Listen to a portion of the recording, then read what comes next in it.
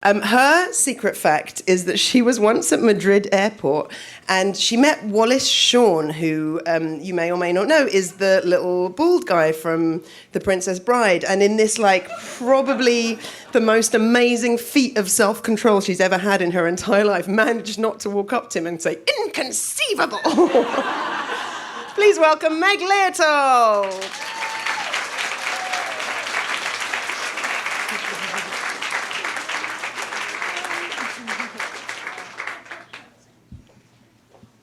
So I'm standing in a circle of 29 six-year-olds, and when I was getting ready to tell the story, I really wanted to make sure that you knew that it was 29 and not 30 six-year-olds, because they're not 36, there's 29 six-year-olds. And there's a green blanket laid out, and they're all standing around the blanket, and they're singing a little welcome song to this baby that I'm holding in my arms. And it goes like this. Hello, baby Adelaide, and how are you? How are you today? And that's my terrible singing voice. But as I'm holding this little baby, and I'm walking around the room, I'm counting really carefully in my mind. I'm going 1 Mississippi, 2 Mississippi, 3 Mississippi. And some of the kids are playing peekaboo with this little baby as I kind of walk around with my 3 seconds with each child. And some of them are kind of jubilantly thrashing the baby's legs to the point that I kind of have to gently and smilingly touch their hands with my hands to make sure that baby Adelaide doesn't get her leg dislocated.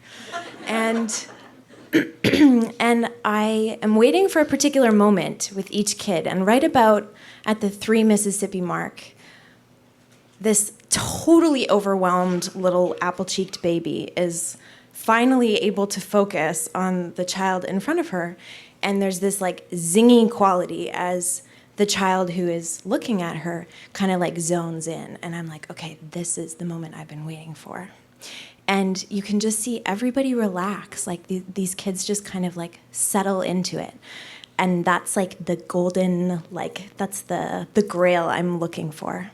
So I am a volunteer instructor with a program called Roots of Empathy, which is a program that's taught in public schools to children, and it teaches them about feelings. And I first learned about this program on the radio because I'm basically my father and I listen to the radio all the time.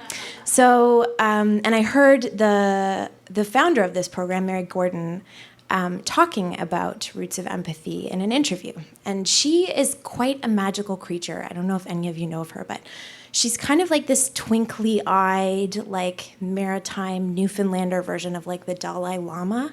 She's very calm and soothing in her presence, and she's kind of this she's a fairy godmother that you never had but always really, really wanted. And she's got this lovely lilt. And so she's talking about this experience with one of the kids, and she's just describing how, wouldn't you know, this wise little baby walked up to the most oppositional child in the room and just befriended him in a moment. And I was like, this is the program for me. This is beautiful. It's Mary freaking Gordon with her twinkly eyes and her godmotherly stance, but also babies, ding, ding, ding. B, kids interacting with babies, which is basically an acute quotient, right up there with dogs watching other dogs on television. It's really very good. And then add to that, talking about feelings. I'm okay, this is the perfect trifecta for me. This is the holy trinity. I'm winning at life with Roots of Empathy. So I decided to become an instructor. And basically, the program takes a baby and a parent and a facilitator, and those are the 3 instructors who kind of guide the 27 weeks of the program. So I'm back on this green blanket, and there's this very sweet little boy named Joseph who immediately won me over. He's this little kind of scrappy, just super wriggly, cannot sit still, has one of those little special cushions for kids who can't sit still, with little nubbly bits on them to give them sensory feedback in their bums so they can chill out a bit.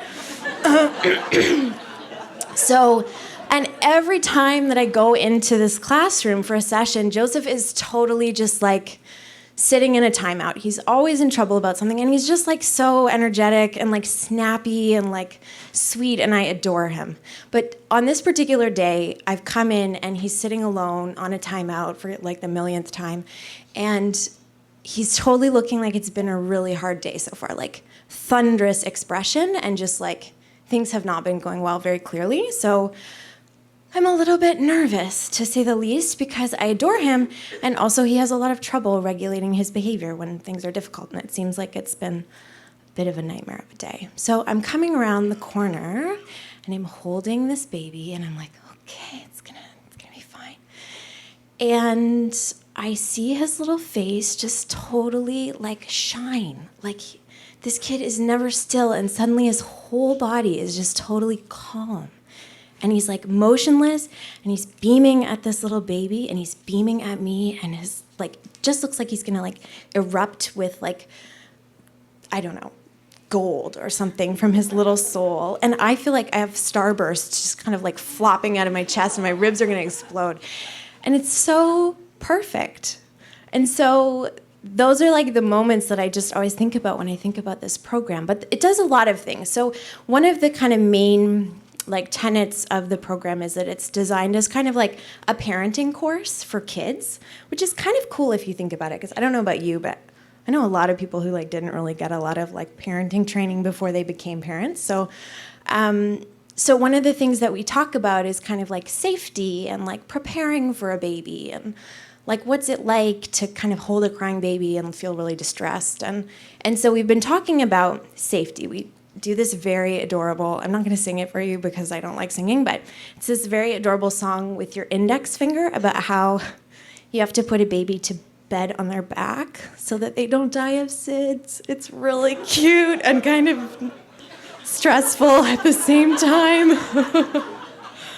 So we've just done the SIDS song, and we've also talked a lot about the dangers of staircases and electrical sockets and coffee. Coffee on a table with a tablecloth a baby can pull down. Kids know this now. Every children I've encountered. So today's the day that we're talking about international safety symbols. So I'm holding up, and it's important for you to know, this was challenging for me as a self-described perfectionist. I am not allowed to tell the kids that I'm not allowed to correct them. I'm allowed to say thank you when they offer a suggestion or an idea, but I can't tell them that they're wrong, and neither am I supposed to give them praise. And the theory around that is that it's kind of a philosophical perspective known as intrinsic motivation, which is you want kids to feel like they want to participate, not because they're being baited by praise or being shamed by the fear of criticism. So I just get to say thank you, and sometimes I can finagle the thing a little bit and finesse it. So I'm holding up this sign, and it's got a flame on it. And one of the kids puts up their hand, and they're like, fire! And I'm like, yeah, totally. So we talk a little bit about what does it mean that something's flammable. It means it could catch on fire really quickly. That's something that would be scary and not good for our baby. And then I hold up the next one. And it's the sign for like explosive things. So it's like a ball with kind of like an indication of velocity. It's some lines of like explosive things. And this little guy, whose name is Damien, puts up his hand, and he's like really, I'm like, okay, Damien's got it. And I'm like, yeah, Damien. And he's like, it's exploding. And there's this like little ripple of like doodly energy in the room as everybody's like blowing things up. Yeah. And I'm totally like, yes, Damien, thank you. Thank you. That is also something that we would never want our baby to encounter. That is an explosive thing. And then I'm coming to the next one, which is I'm a little bit dubious because I didn't know what the word corrosive meant until I was like 14. It was like a science lab in a basement somewhere, and I had a fear-mongering instructor who was like, about whatever corrosive liquid we were working with. So I'm like, 6-year-olds, gonna be tough. It's gonna be fine. So I'm like, okay, guys, this one is a little bit tricky. We're going to have to put on our detective hats. And I see this little guy, Daniel, who's like, I'm holding this up. It's got like a skeleton hand with kind of some like warning vibe, like drawing situation around it. It's like worrisome to look at. And Daniel's got his hand up. And I'm like, yes, Daniel. And Daniel's totally got this look like he's like, nailed it. Like, I know this one. This is tricky. She said, put on your detective hat. I put on my detective hat, and I know what this thing is. And I'm like, amazing. That's such a good feeling, right? So I'm like, yes, Daniel. Do you know this one? And I just see like the light kind of drain from his eyes.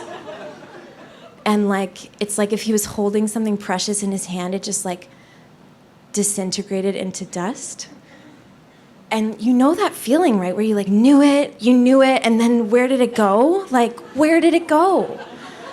And so I say, did you forget? That's okay if you forgot. You can just put your hand up when you remember and I'll come back to you. But he's like really, really adamant. He's like a little trooper. And so he's like, he's kind of like starting to fidget a bit.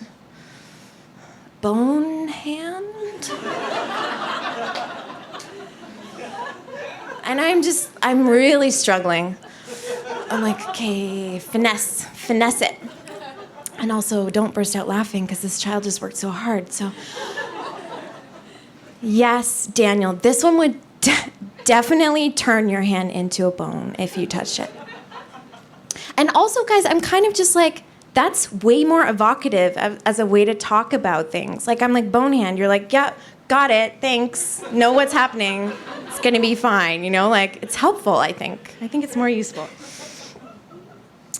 So in addition to talking about the perils of parenthood and how to not poison your child, we also teach like feelings in Roots of Empathy, and we do that through a variety of emotional literacy exercises. So teaching kids about how to name and label their feelings, how to recognize those feelings in other people, importantly, how to not project what they feel onto others when they're in similar situations, and encouraging perspective taking. And so we kind of start with that, with getting kids to name a time when they felt something. So we were doing, I was asking them about a time when they felt sad, and we'd done kind of anger and pride, and today was the sad day. And so some kid was like, you know, I felt really sad when my brother didn't want to play with me. And another kid felt really sad when they didn't have a toy that someone else had. And then this little guy named Teddy, who's like, he's a really special little fellow. He kind of has this like perpetually surprised look on his face. Like his eyes are quite large and blue, but also his eyebrows are just like really high all the time.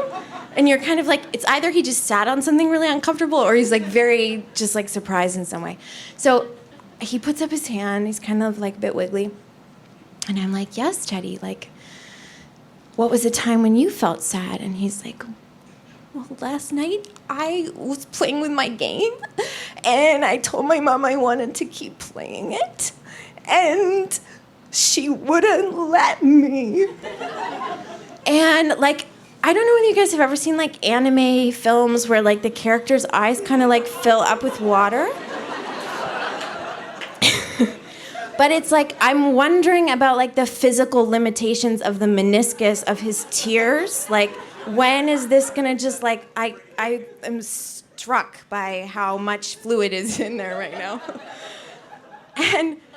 And so, you know, I'm trying to validate and just be like, yeah, Teddy, it sounds like that was a really sad time for you. And he just kind of keeps going. He's like, so it's really bad that it's so hot in here because my eyes are sweating.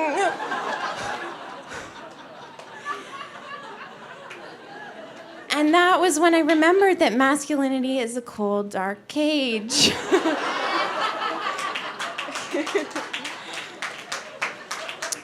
So, oh, Teddy.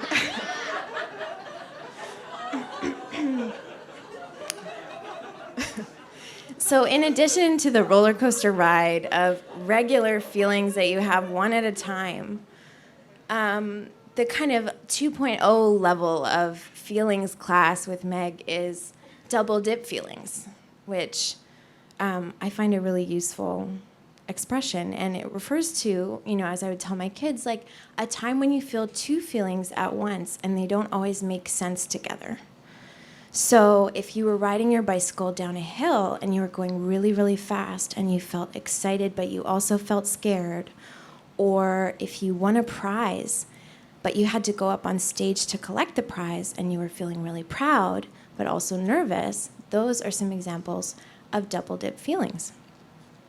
So I have this little girl named Cassandra who's totally on the ball all the time, and she puts up her hand and she's just like, when my baby brother was born, I felt happy and jealous.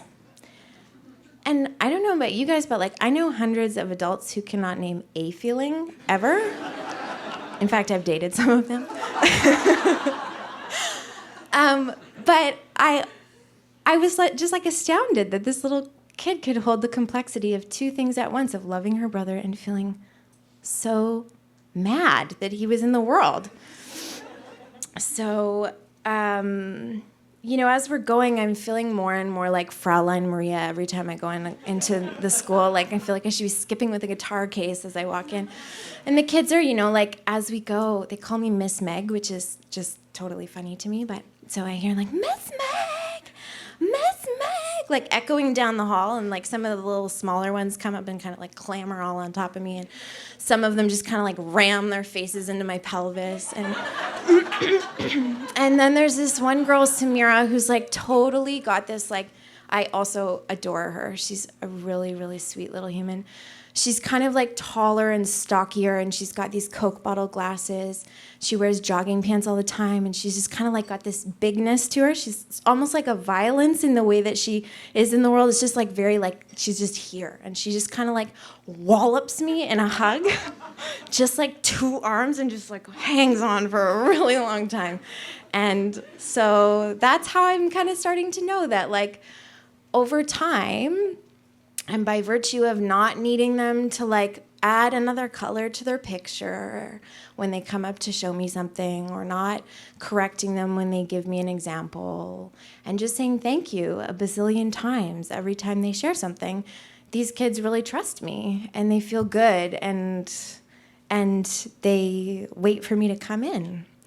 And I think that it's also true with this little baby who has no idea who's wearing cool sneakers, or who peed their pants at recess, or who is powerful, or way further down in the pecking order in the classroom, that they are feeling this really valued feeling of catching the snitch when this little baby is I dig you. They feel good. It feels good when a baby loves you. You feel like you're right in the world. It's okay to be a human because a baby thinks you're awesome, And so that's really what these kids are getting from me, and they're getting it from little baby Adelaide with her little apple cheeks. And so as we continue to go on in the program, we're coming to wind up for the year, and we make a list of wishes for our baby. And if I had time, I would share them all with you because they're very sweet. But some of them are very philosophical, I hope that baby Adelaide can see the stars. And some of them are more practical. I hope baby Adelaide will be a good walker. And some of them are just kind of really pragmatic and cool, where you're all right, I hope baby Adelaide can eat chicken. I hope that too. And so we make this wishing tree of all the wishes that these kids have for their baby in sharing a year of her life.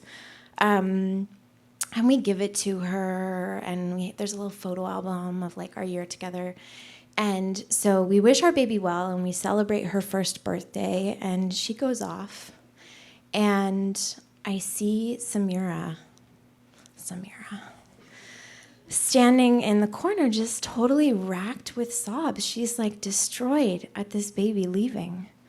And she's kind of just her body is totally rigid with crying. And she's got her fist kind of like just jammed into her eyes, and it's like so painful to look at, like this little person having such an intense experience of loss after this like deep connection that, like, I don't know, maybe she doesn't have that anywhere else in her world. And so I was just so struck by how painful to live so intensely in that way, and how special, but also reminded of how relationships really do change us. And so what I hope for my little kids as they move forward is that they will carry that transformation with them for a long time to come. Thank you.